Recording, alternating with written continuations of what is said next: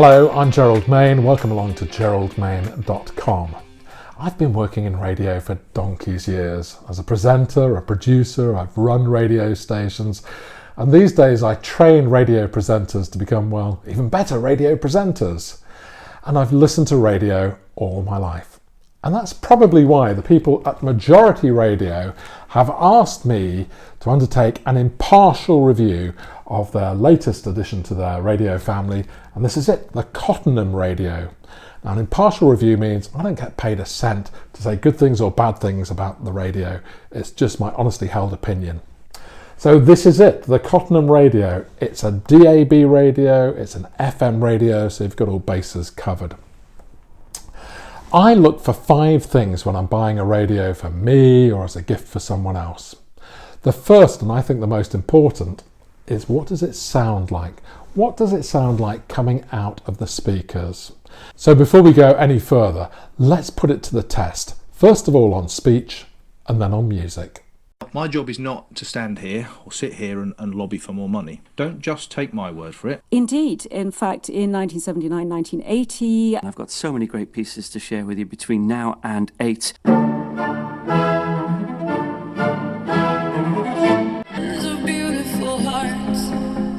It's always quite difficult to convey the quality of audio in a video like this. But for my take, it doesn't sound tinny at the top, it doesn't sound over bassy at the bottom. It's got a nice mid-range tone to the radio. I think it's got an air of quality about it, which I really like.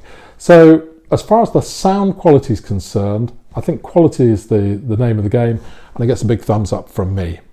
The second thing that I look for with a radio is ease of use, and that's where the buttons come into play and the dials. First thing to say is it's a mains powered radio.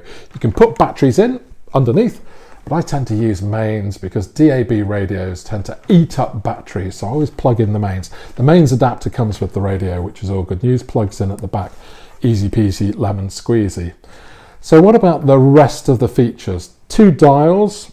This one's the volume, couldn't remember which was which, working upside down, but this is the volume, and this is for tuning in your different radio stations.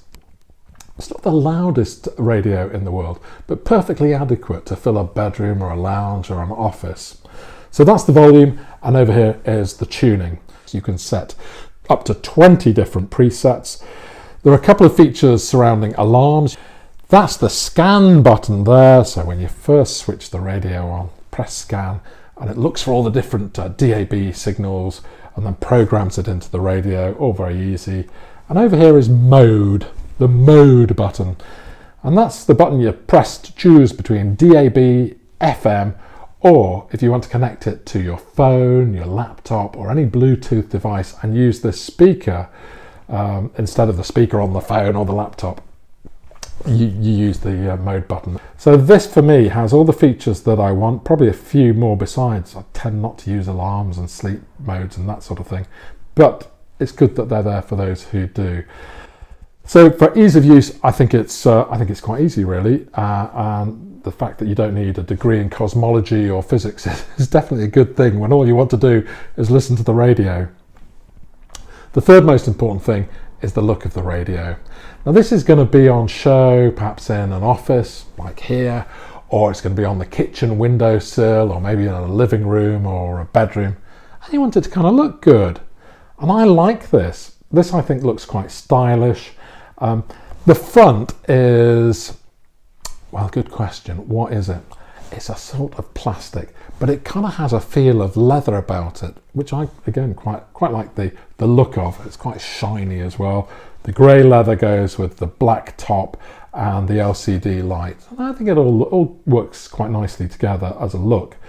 More importantly, fourth thing I look for in a radio is actually the feel.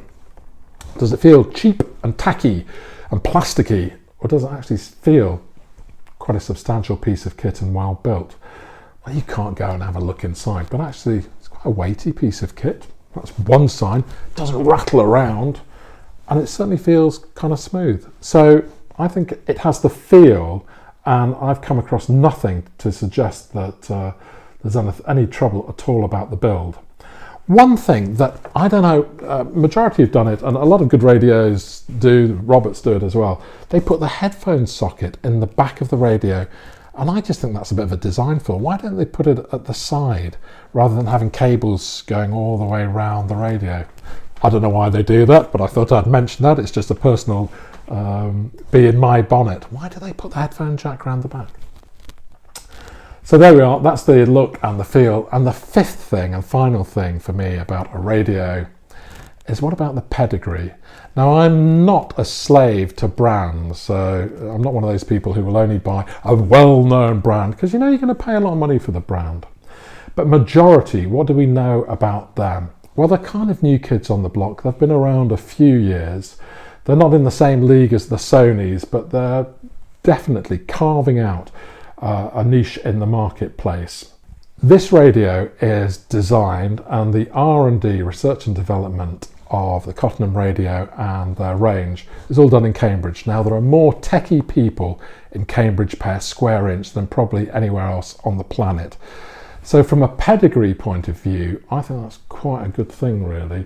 So the R&D and design takes place in the UK, and then, like every other manufacturer, they go off to the Far East and they have them built there, then they bring them back to the quality control before they put them out there.